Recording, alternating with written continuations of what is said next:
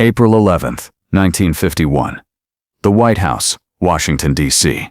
President Harry Truman sat at his desk, pen in hand.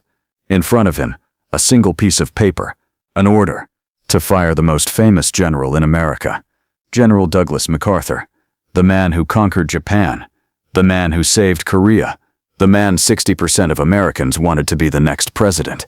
Truman's advisors stood around the desk, waiting.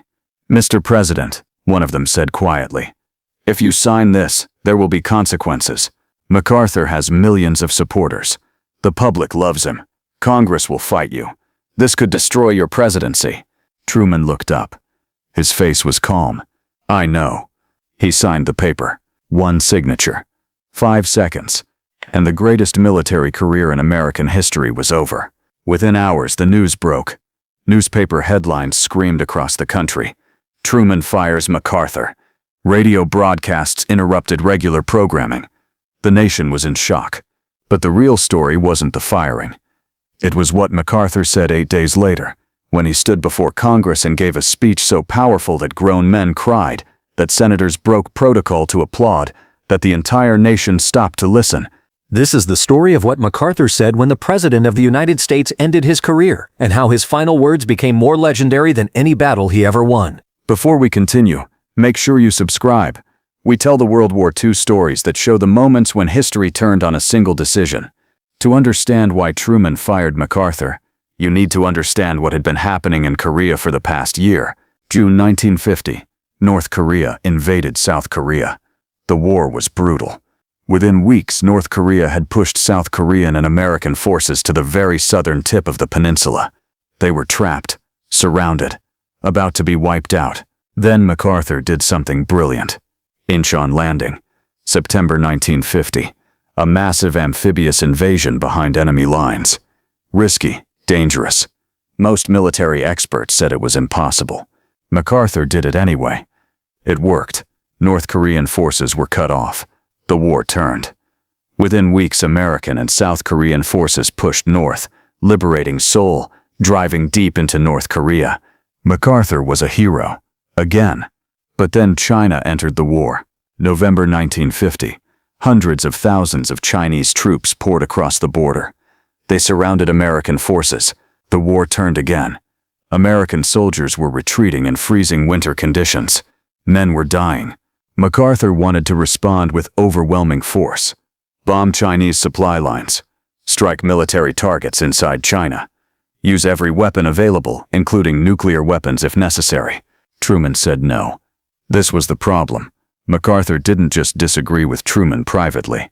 He disagreed publicly. He gave interviews to newspapers criticizing the president's strategy. He sent letters to Republican congressmen, undermining Truman's policies. In December 1950, Truman issued a direct order. No more public statements without approval. MacArthur ignored it. March 1951. MacArthur issued a public statement threatening China, essentially sabotaging peace negotiations Truman was trying to arrange. Truman had enough. April 5, 1951. Truman met with his top advisors, Secretary of State Dean Axonin, Secretary of Defense George Marshall, the Joint Chiefs of Staff. The question was simple. What do we do about MacArthur? Every single one of them said the same thing. Fire him. Even George Marshall, who had served with MacArthur for decades, who respected him as a military leader, said it. The general has to go. But Truman hesitated. Not because he disagreed. He knew MacArthur had crossed the line. A general doesn't publicly defy the president. That's not how civilian control of the military works. But Truman also knew the cost. MacArthur was more than just popular. He was beloved. Veterans worshipped him. Republicans were already talking about running him for president in 1952. Polls showed MacArthur had higher approval ratings than Truman. If Truman fired him, it would look political. It would look like a president afraid of a rival. Truman didn't care. April 9th. Truman made his final decision. Draft the order. We're relieving MacArthur of command. The plan was to inform MacArthur privately first, then announce it publicly. Give him dignity. Let him retire gracefully. But the press got wind of it. April 11th. Early morning. Reporters started calling the White House asking if the rumors were true. Was MacArthur being fired? Truman's staff panicked. If the press broke the story before MacArthur was officially notified, it would be a disaster. Truman moved fast. He held a press conference at 1 a.m., middle of the night. He announced it himself. I have relieved General MacArthur of his commands and have designated Lieutenant General Matthew Ridgway as his successor. The nation woke up to the news. MacArthur found out from the radio. He was in Tokyo. He'd just finished lunch. An aide rushed in. Sir, the radio is saying you've been fired. MacArthur sat down. He was silent for a long moment. Then he said quietly, Jeannie, we're going home at last. Jeannie was his wife. They'd been overseas for 14 years. Japan, Korea, never back to the United States. Now they were going home, but not quietly. The American public was furious. Truman's approval rating dropped to 22%. Newspapers called the firing a betrayal. Republican senators demanded Truman's impeachment, and then Congress invited MacArthur to speak. April 19, 1951. A joint session of Congress. The House of Representatives and the Senate together. Packed chamber. Every seat filled. Cameras rolling. The entire nation watching. MacArthur walked in. 71 years old. Wearing his military uniform. 4 rows of ribbons. No smile. Just calm dignity. The applause was deafening. He walked to the podium. The room went silent. He began. Mr. President, Mr. Speaker, distinguished members of Congress, I stand on this rostrum with a sense of deep humility and great pride.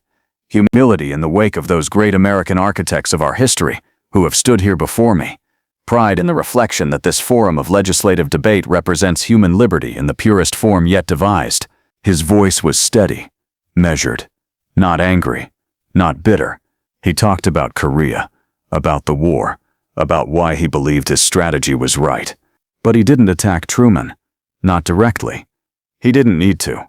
He talked about duty, about service, about soldiers who fight not for politics but for their country. Then he reached the end. I am closing my 52 years of military service. When I joined the Army, even before the turn of the century, it was the fulfillment of all of my boyish hopes and dreams. The chamber was silent. You could hear people breathing. The world has turned over many times since I took the oath on the plain at West Point, and the hopes and dreams have long since vanished. But I still remember the refrain of one of the most popular barracks ballads of that day, which proclaimed most proudly that old soldiers never die, they just fade away.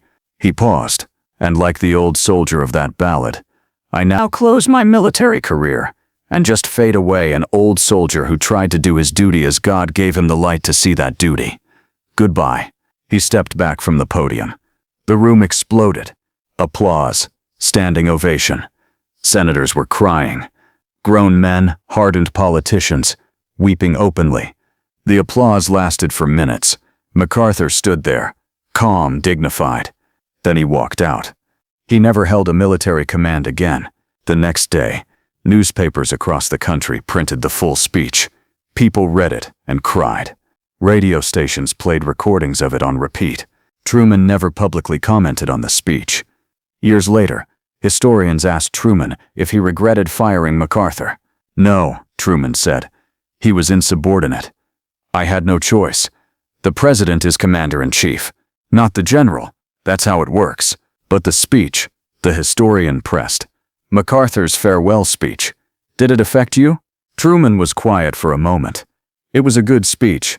He always gave a good speech, but speeches don't change the fact that he disobeyed orders. I did what I had to do. MacArthur lived for another 13 years. He never ran for president. He faded away, just like he said he would.